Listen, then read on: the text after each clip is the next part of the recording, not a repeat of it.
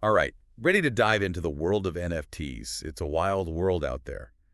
We're talking digital art selling for millions, owning a piece of your favorite song, even virtual real estate.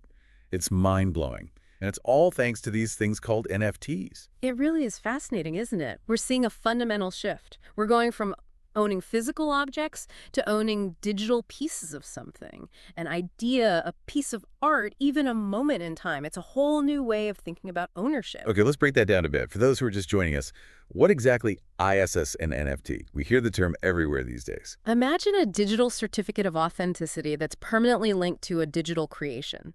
Think like a one-of-a-kind piece of online art, a virtual trading card. That's an NFT. It's like you own the original, even if there are copies all over the internet. So how is that different from cryptocurrency, like Bitcoin? You hear those terms used interchangeably sometimes, but they aren't actually the same, are they? Good point. They're definitely related, but not the same. The key here is fungibility. Like a dollar is always worth a dollar, right? You can trade one for another, no problem. That's fungible. But a rare baseball card? That's one of a kind. Non-fungible. Each NFT is unique. It can't be just swapped out, like a dollar bill. So it's like owning a digital fingerprint, basically. Totally unique. But how does that work in reality? Can't someone just like right-click and save as and have the same thing? That's where blockchain technology comes in. Think of it as this massive public digital ledger. Every single NFT transaction is recorded there permanently. It can never be erased. That's blockchain in a nutshell. So when you buy an NFT, that transaction, your ownership, is logged on this immutable ledger. Anyone can see it. So it's like a global notary or something, constantly verifying and recording every transaction. Yeah, I think I'm starting to get that part. But what about the digital asset itself? Is that stored on the blockchain too? Well, not exactly. The NFT acts more like a deed or a certificate, not the actual file itself. It points to where the asset is located and verifies your ownership. You might have a JPEG stored on a server somewhere, but the NFT on the blockchain, that's what proves that you own the original. So that's what stops someone from just right-clicking and saying, hey, this is mine now, even if they have a copy. Makes sense. Now, help me understand this a little better. What's the connection between blockchain and this idea of fungibility we talked about? It all comes down to how these digital tokens are designed. With cryptocurrencies, each token, like a Bitcoin, is exactly the same. They're interchangeable. They're made for transactions, just like physical money. But NFTs, they are intentionally non-fungible. Each one is unique. It can't be replaced. It's more like a rare collectible, than like a regular currency. It's like the difference between, say, a mass-produced print of a famous painting and owning the original canvas. Both have value, but in different ways for sure. Speaking of value, NFTs didn't just appear out of thin air, right? Where did this whole thing even begin? You're right. It's a fascinating history. You might not believe this, but some of the earliest examples of NFTs, they can be traced back to digital artifacts on the Bitcoin blockchain, way back in the early 2010s. Wow, really? That long ago? Yeah, but they were mostly experimental, just people testing the waters. But those early experiments, they laid the foundation for everything that came after. So what was the turning point? When did NFTs really start to capture the public's attention? Around 2017, this project called CryptoKitties just blew up. Have you heard of it? CryptoKitties, yeah, I remember that.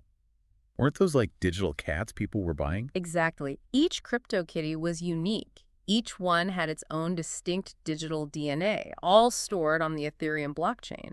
People were buying, selling, even breeding these digital cats for thousands, sometimes even millions of dollars. Millions for digital cats. That's Yeah. wild. Why? It was a huge moment for NFTs.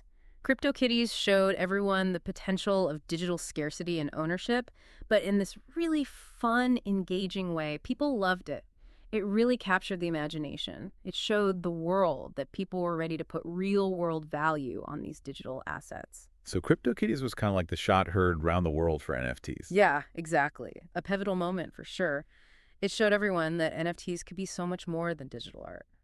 If a digital cat could be worth something, then anything could be tokenized and have value in this new digital world. It's incredible how a simple idea like that, like CryptoKitties, really changed the game.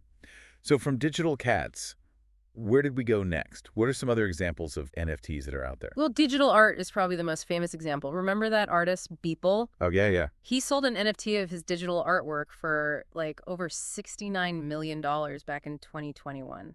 I remember that. Wasn't that one of the first, like, really big NFT sales? He was a huge deal. Showed everyone that NFTs could turn digital creations into, really valuable assets. $69 million.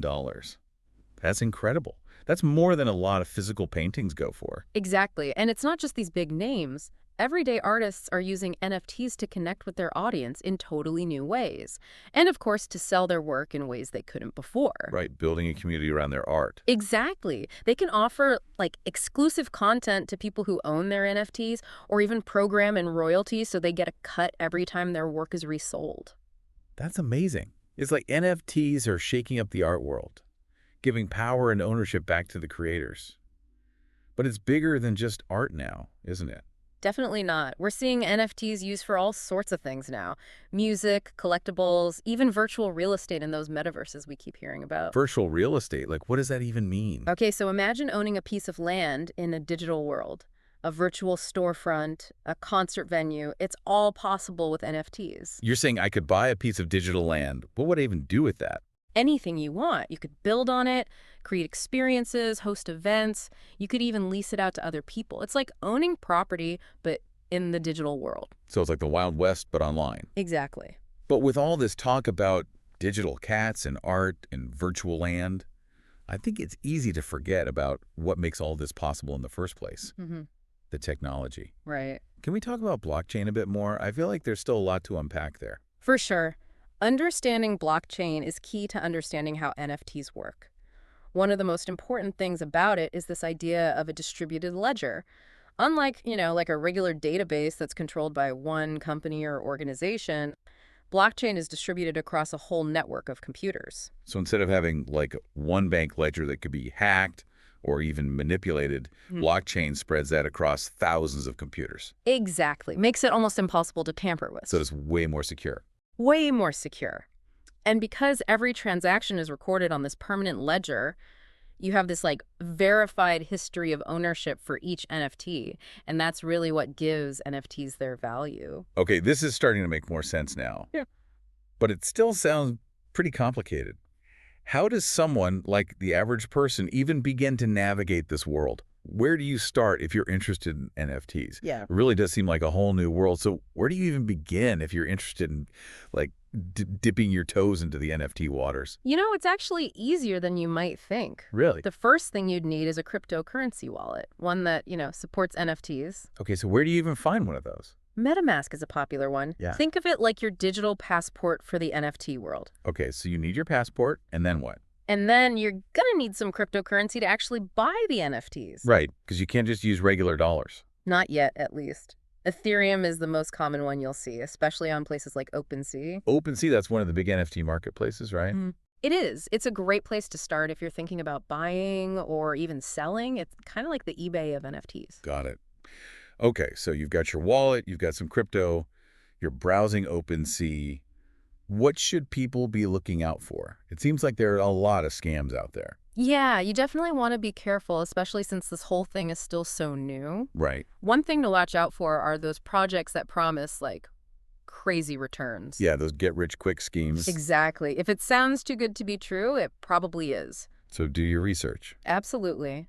Look at who's behind the project, what their plans are, if they have a good community.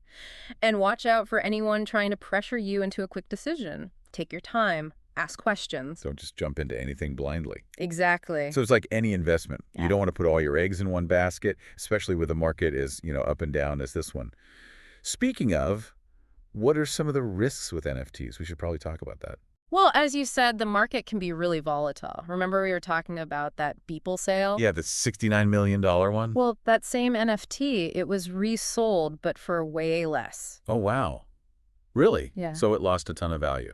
Yeah, and that's the thing about NFTs. Their value is really based on market demand and speculation. What's valuable today might not be tomorrow. So it's just because something is expensive now doesn't mean it will be later. Exactly. It's good to keep in mind. Definitely.